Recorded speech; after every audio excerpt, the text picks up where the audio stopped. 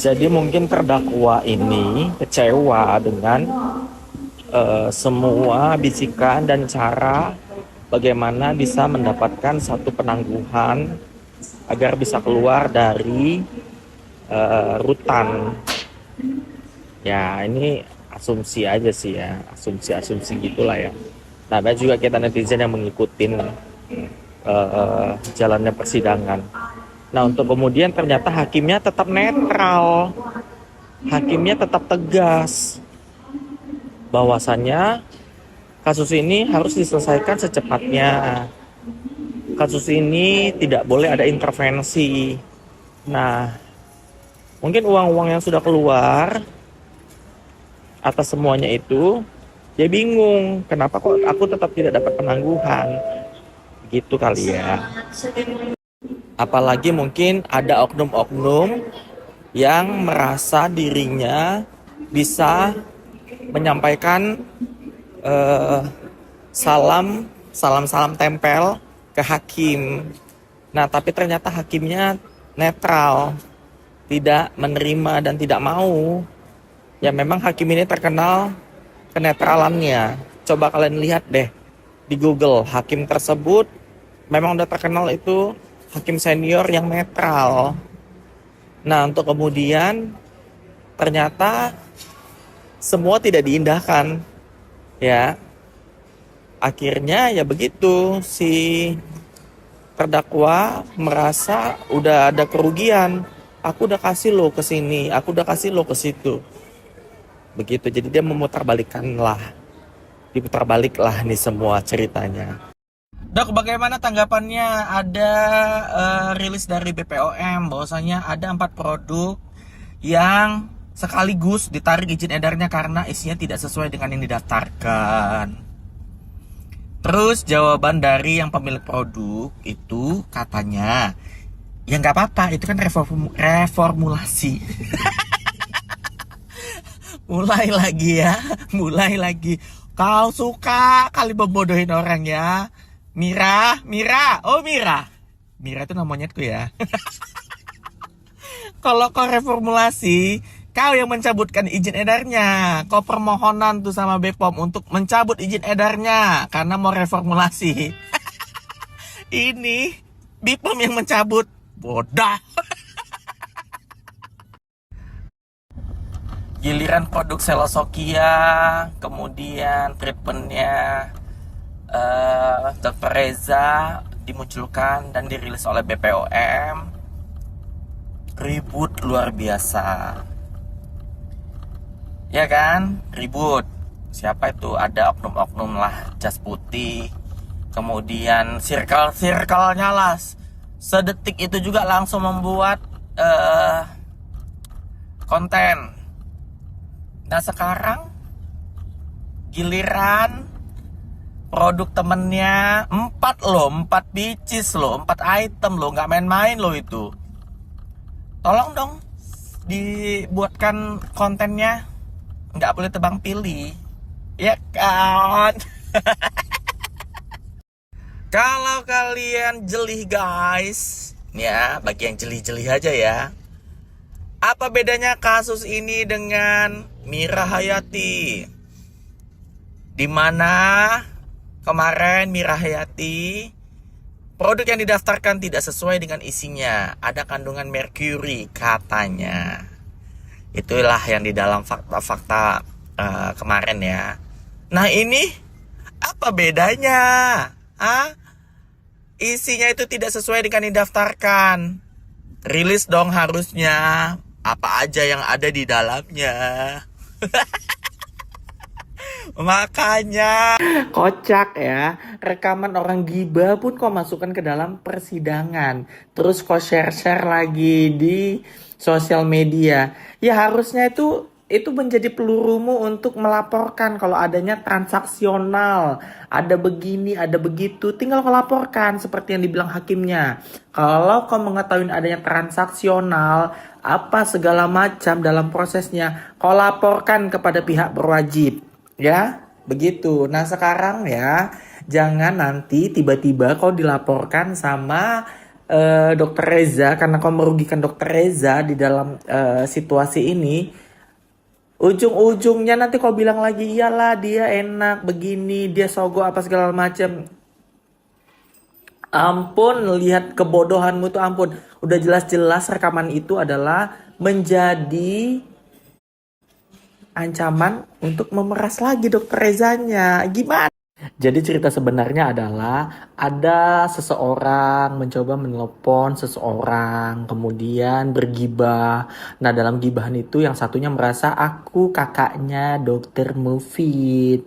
Kemudian gibahan itu dimulailah, kan? Dimulai.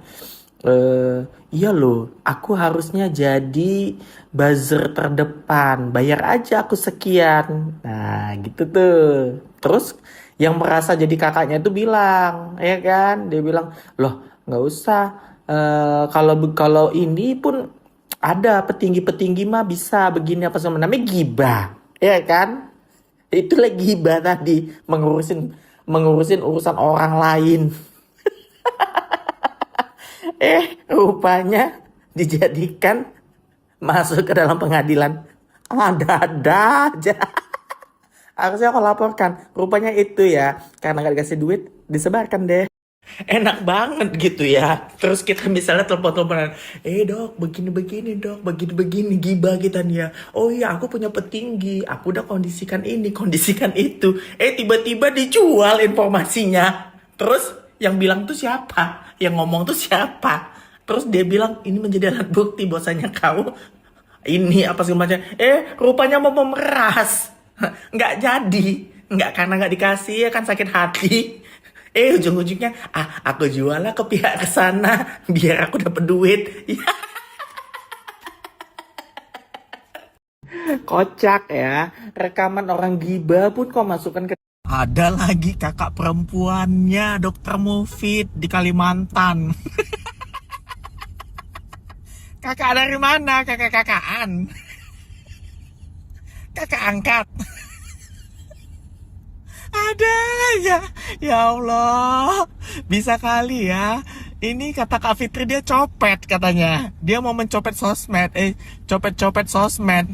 Karena menjual informasi. Ya. Demi menjual informasi tadi. Hilang mereview produk tadi. Ada. Aduh geli aku. Aduh gelai. Sudah sampai ke rumah, mau sedikit curhat sama kalian. Biar kalian itu paham dan kalian itu say no to bullying ya. Setelah aku liburan sama anak aku yang nomor 2, beberapa hari kita ngobrol, deep talk gitu. Sedih loh guys kalau tahu bagaimana perasaan hati korban bullying itu sulit untuk disembuhkan. Jadi aku di sini kepengen menyemangati kalian semua korban bullying. Kalian bisa yuk bangkit yuk, sehat yuk, sembuh yuk, lupakan yuk. Jadikanlah bullying yang terjadi di diri kalian ini menjadi pemicu semangat hidup kalian sehingga kalian bisa melakukan versi terbaik di diri kalian. Khususnya untuk anak-anak remaja yang sudah menggunakan sosmed, stop saling bully. Kalau kalian bisa jadikan contoh, anak aku sampai hari ini dia nggak punya sosmed, ada tapi nggak aktif ya, karena bagaimana tiba-tiba dia dibully bukan oleh anak seusianya, oleh orang yang banyak sekali followernya, dan bukan hanya oleh satu orang. Alhamdulillah Allah nggak tidur ya, dua-duanya sudah mendapatkan balasan. Lagi-lagi kalau misalnya kalian itu merasa aku ini kok nggak diem ya, aku ini masih berusaha menunjukkan kepada anak-anak aku bahwa aku ibunya ini sudah tidak bisa diam lagi kalau dibully. Lebih baik aku yang sakit daripada anak aku yang sakit. Itu sih netizen. Jadi di sini aku tidak menginginkan pembenaran dari kalian semua. Ini hidup aku, anak aku dan keluarga aku. Mungkin kalau aku cuman didoxing fisik, dikata-katain tua, memang aku sudah tua, dikatain jelek ya memang aku jelek, dikatain apapun ya memang aku terima aja gitu. Tapi kalau sudah ke bentuknya fitnah yang aku kerja untuk anak-anakku dengan cara halal dari pagi sampai malam, itu yang gak bisa anak aku terima, karena dia tahu ibunya ini bekerja seperti apa. Mungkin buat dia tidak perlu penjelasan dari diri aku, tetapi bagaimana dia menjelaskan kepada teman-temannya atas doxing yang terjadi di dunia maya, fitnahan yang ditujukan kepada aku, ibunya. Dia tidak punya daya untuk menjelaskan kalau ada temannya yang bertanya tentang fitnahan di dunia maya. Maka dari itu sekarang aku akan terus melawan.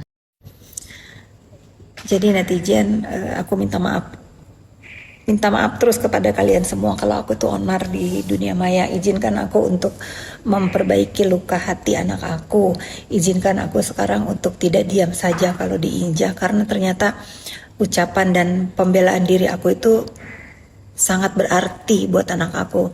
Jadi anak aku nggak perlu ngejelasin lagi ke teman-temannya, dia tinggal bilang, ibu aku sudah jawab, mami aku sudah jawab. Mami aku tidak seperti itu. Silahkan saja lihat di story ibu aku.